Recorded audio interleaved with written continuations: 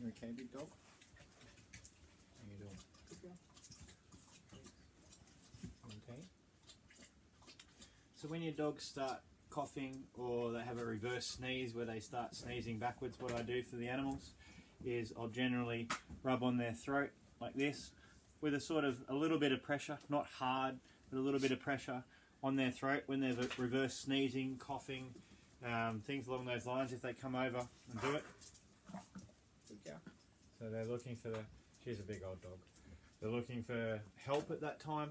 So by rubbing on the throat, I'm not a vet, I'm doing their things, and check out online other stuff. This is what I do for the animals that I've had thousands of over the years.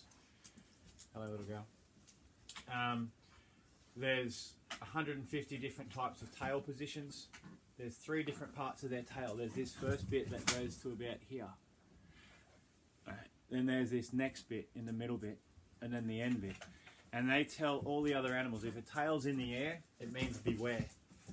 Dogs use their tongue. Not all wagging tails are a happy dog. Dogs use their tongue to talk. Their tongues and their tails, thank you, give you a lot of information.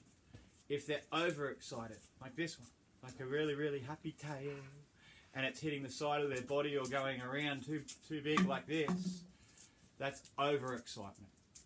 They can be hyperactive, they can be depressed, they can be normal, per se, whatever normal is. But once you've got an understanding that there is 150 tail positions with 3 different parts, that they're telling you a language. Then there's 50 types of licks. When they're concerned, when they're worried, when they're trying to reduce stress, when they want to increase assertiveness, whatever it may be, they're using these body language signals to tell you, your children, and other animals within the area, their interaction intentions, their thoughts, their calming signals, their how they want to interact. Tail straight up, see that one curled as she walked past, as opposed to this one curled that way. That dog that walked that way is more assertive than this dog. These little things, the licking, when they're licking, they're giving you like a flag again. They're telling other dogs and people and animals around that if their tongue is out, they can't bite you at that time.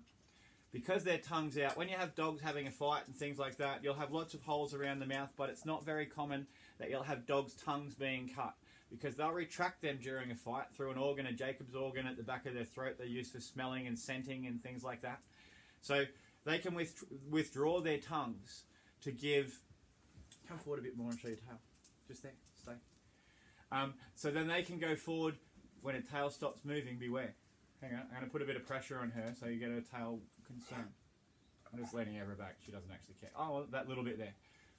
So whenever they're licking, they're showing other dogs that their level of desire to interact and interaction intention. So if it's a really quick lick underneath just their nose and their tongue, and only coming out really short, really quick, tail straight because another dog's sniffing,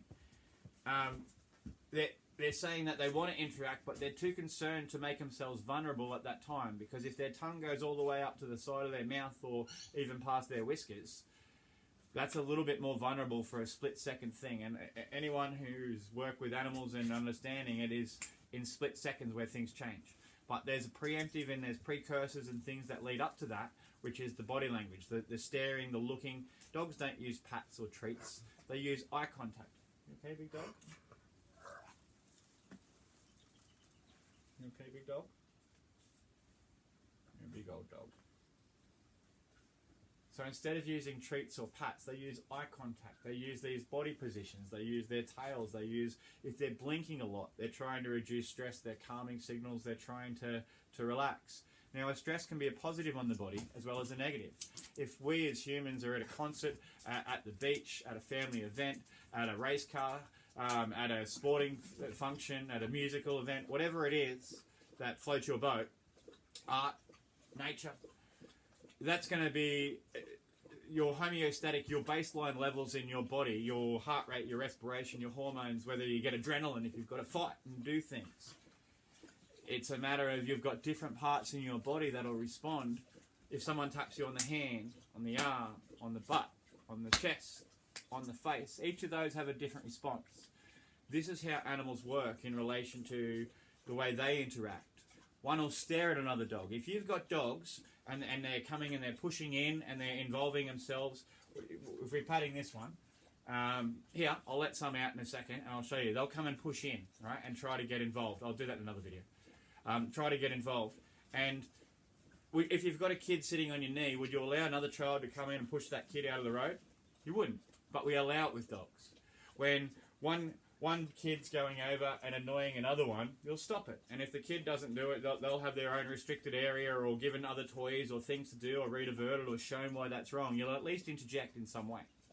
But when dogs are going over and they're licking or they're sniffing, and the last video I said about dogs understanding your thoughts on the Canine Mind Help, I've got an X thing, Nate and the Mutts Canine Mind Help, Canine Mind Help 2, Nate Free Canine Help.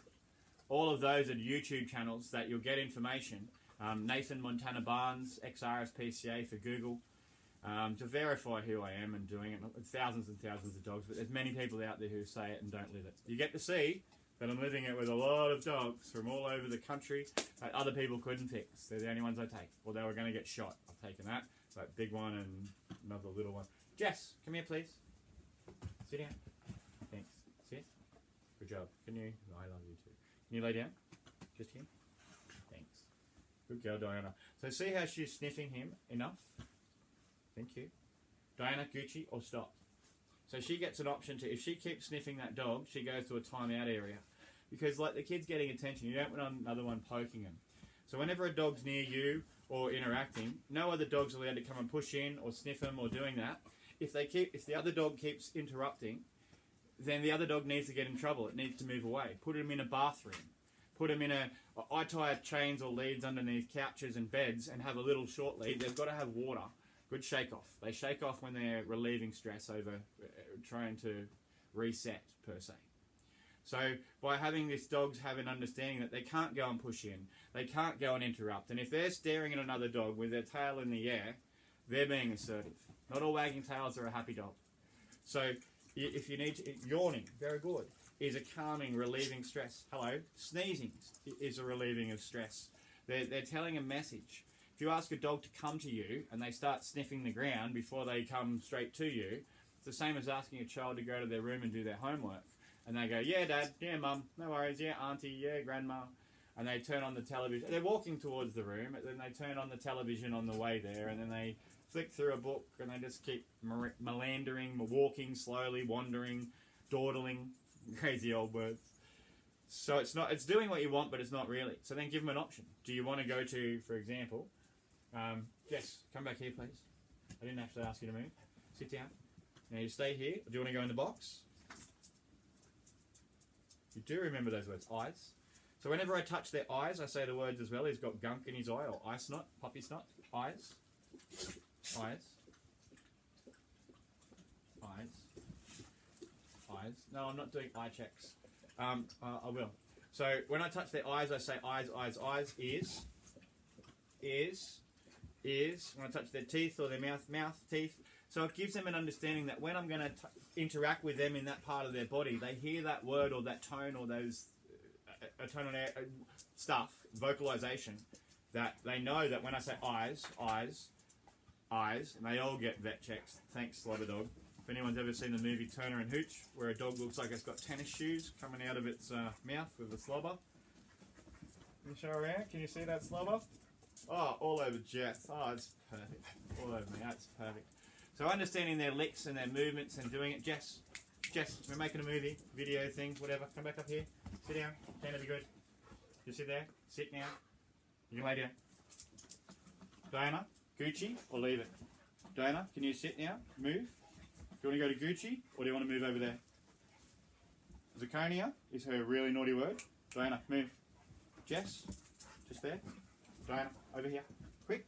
Thanks. Oh, very good. Yeah, good kisses, good appeasement gesture attempt. That'll do. You get the point. I'll show you some of the other wrestling mutts before we finish this one. So we've also got those ones doing that.